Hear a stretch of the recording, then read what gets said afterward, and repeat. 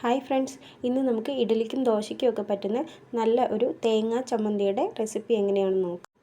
ആദ്യം തന്നെ മിക്സിയുടെ ഒരു ജാർ എടുത്ത് അതിലേക്ക് ഒരു 5 ടേബിൾ സ്പൂൺ തേങ്ങ ഇട്ട് കൊടുക്കുക. പിന്നെ ചെറിയ ഉള്ളിയില്ലേ, അത് ഒരെണ്ണം ഇട്ട് കൊടുക്കുക. ആവശ്യത്തിന് ഉപ്പ് ചേർത്ത് കൊടുക്കുക.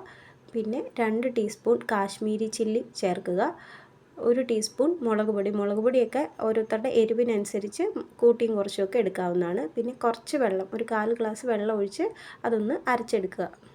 ഒത്തിരി അരഞ്ഞു പോകണ്ട, ഒത്തിരി അരഞ്ഞാലും ചമ്മന്തിക്ക് ഒരു ടേസ്റ്റ് ഉണ്ടാവില്ല. ഏകദേശം ഈ ഒരു പരുവത്തിന് അരച്ചെടുത്താൽ മതി. ഇത് കണ്ടോ, ഇതാണ് കറക്റ്റ് അളവ്.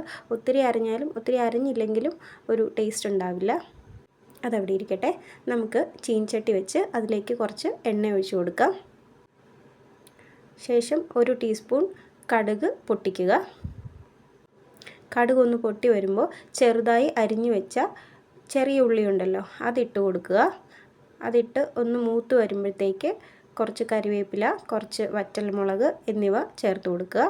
അതും ഒന്ന് മൂപ്പിച്ചെടുക്കുക. ഉള്ളിയൊന്നും കരിഞ്ഞു പോകാതെ നല്ല രീതിക്ക് ജസ്റ്റ് ഒന്ന് കളറ് മാറിയാൽ മതി. ആ രീതിക്കൊന്ന് മൂപ്പിച്ചെടുക്കുക. ഒന്ന് മൂത്ത് വരുമ്പോഴത്തേക്ക് നമ്മൾ അരച്ച് വെച്ചിരിക്കുന്ന അരപ്പ് അതിലേക്ക് ചേർക്കുക. എന്നിട്ട് കുറച്ച് വെള്ളം കൂടി ഒഴിച്ച് ഒന്ന് മിക്സ് ചെയ്യുക. വെള്ളമൊക്കെ ഓരോരുത്തരുടെ ആവശ്യത്തിനനുസരിച്ച് ഒഴിക്കുക. ചിലർക്ക് ഇച്ചിരി കുറുകി വേണം, ചിലർക്ക് ഇച്ചിരി ചാറ് നീണ്ടിരിക്കുന്നതാണ് നല്ലത്. അപ്പോൾ അതൊക്കെ ഓരോരുത്തരുടെ ആവശ്യത്തിനനുസരിച്ച് ചേർക്കുക. ഉപ്പ് പോരെങ്കിൽ ഈ സമയത്ത് ചേർത്ത് കൊടുക്കാവുന്നതാണ്.